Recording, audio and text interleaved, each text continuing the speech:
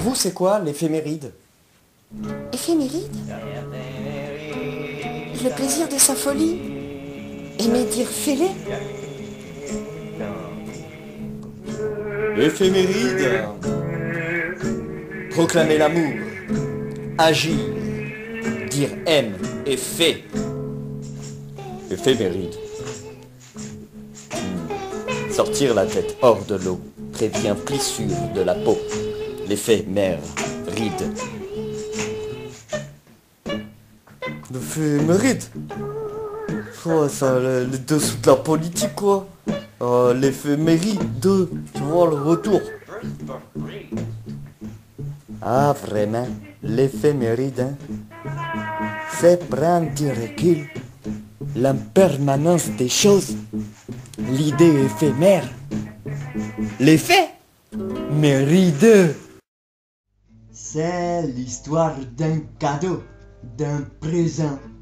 C'est surtout l'histoire de ce qu'on hisse si maintenant. Il y avait donc bien quelque chose à saisir.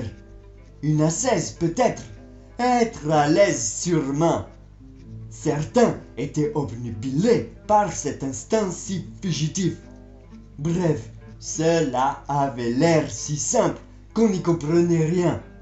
On y tenait parce qu'on le tenait, d'où il tenait, l'actuel, mais souvent l'homme ni présent. Si on y tient, c'est qu'on le saisit, mais comment le comprendre si on le fuit, ce fugitif? Beaucoup disaient de le cueillir, d'autres ne parlaient que d'accueillir. Comment être juste dans l'instant si l'on ne prend le temps de ressentir? À moins de pressentir, c'était parfois pressant, obligé de se présenter, obligé d'apporter. Qu'est-ce que l'on avait à s'apporter, supporter? Porter ce que l'on sut? Porter le ça? Il faut dire que ce cadeau était empoisonné. Chacun un ça, cadeau. Un va-et-vient entre d'où l'on vient et où l'on va. Un venin quand présent était serpent. Donc une base, cueillir ça dans sa main. Pas demain, ni hier, dans sa paume, l'une recevant, l'autre donnant. Juste être pour être juste. Être réglé comme une horloge sur l'instant. C'est là que loge l'or, où l'un se tend tant. La tentation était de ne pas produire, mais reproduire. Si on se représentait sans voir ce qui se présenta, aimer sans regarder était difficile. Garder un ressentiment de trop ou pas assez pouvait renouveler ce que l'on fut, un refus. Le passé ne pouvait se refaire, le futur. Bref, les us furent, et ce qui fut sûr pouvait sans cesse changer. Laisse l'inné vivre si c'est le moment dont on veut profiter. En cette période, l'air et la terre étaient agités, un vrai tremblement. La clé était de se laisser aimanter par le temps qui défile.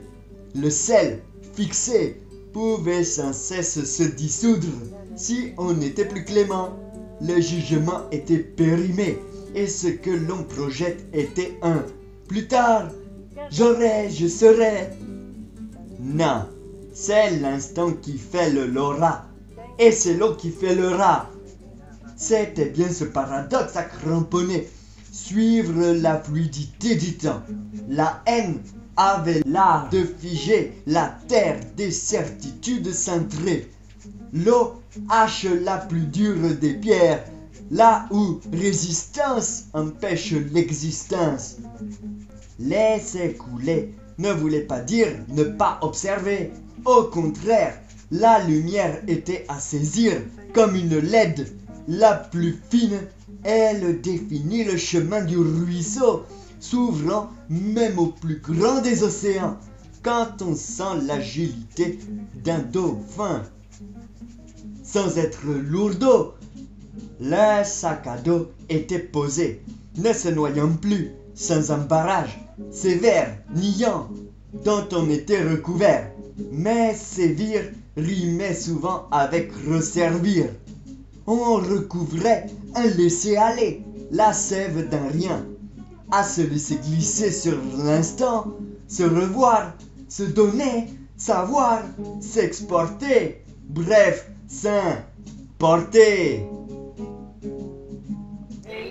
Satanic Quest d'un solitaire, sur une année, dans son Far West, trouver sa terre.